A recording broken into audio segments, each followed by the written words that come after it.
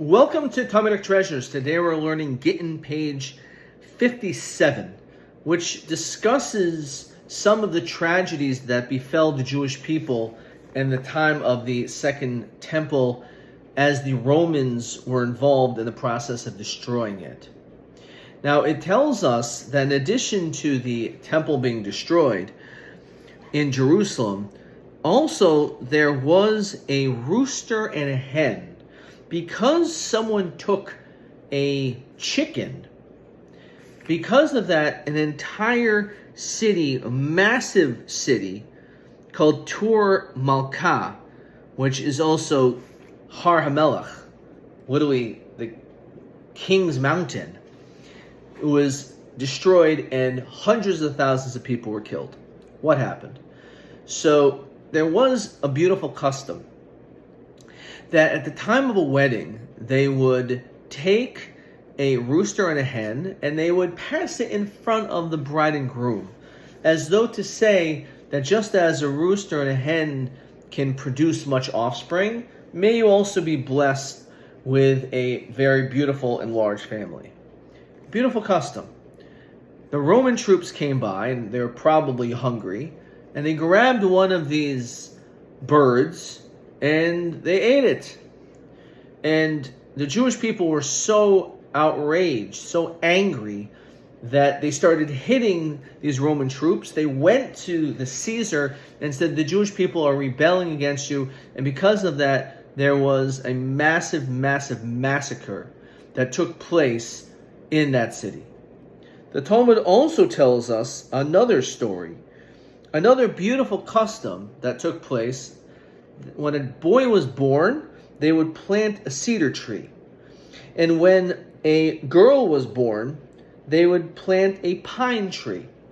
And when it came time to the wedding, let's say 20 years later, those trees grew and they would cut them down and they would make a chuppah, a wedding canopy with these different trees. Beautiful custom. Again, what ended up happening? Here, the Caesar's daughter herself was in a carriage, and part of the carriage broke, and they needed to repair it, and it was along the road. So they took one of these trees and chopped it down, and with that wood, they were able to repair her carriage so she could continue. The Jewish people were outraged that they took this tree, and they started hitting them, and because of this, the Caesar's daughter had reported to her father that the Jewish people were rebelling. And it says because of this incident, we find that the great city of Beitar was destroyed. So what can we learn from this? Obviously, the Romans had no right to engage in horrible levels of violence and destruction and murder. But it says the reason why all these things took place was based on something small and insignificant. Because someone took our rooster, so we got so angry we started hitting them. Someone chopped down one of our trees, and all of a sudden we reacted. We find that very often in life, if you see, for example, a relationship, a very sour relationship, it's not necessarily always because of something horrible that happened.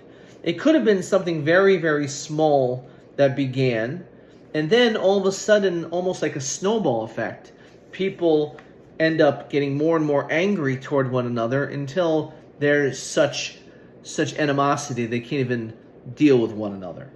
Perhaps this is what it's telling us, that when it comes to great, great conflict, sometimes we have to look at the very, very beginning. And sometimes the very beginning is something small and insignificant. But in addition, we also have to recognize that, of course, the Romans shouldn't have done what they did, but we also have to know our place. And we shouldn't have reacted as harshly as we did by hitting them. And unfortunately, because of that, they responded much worse. As we study this, we hope for the rebuilding of our temple quickly in our days.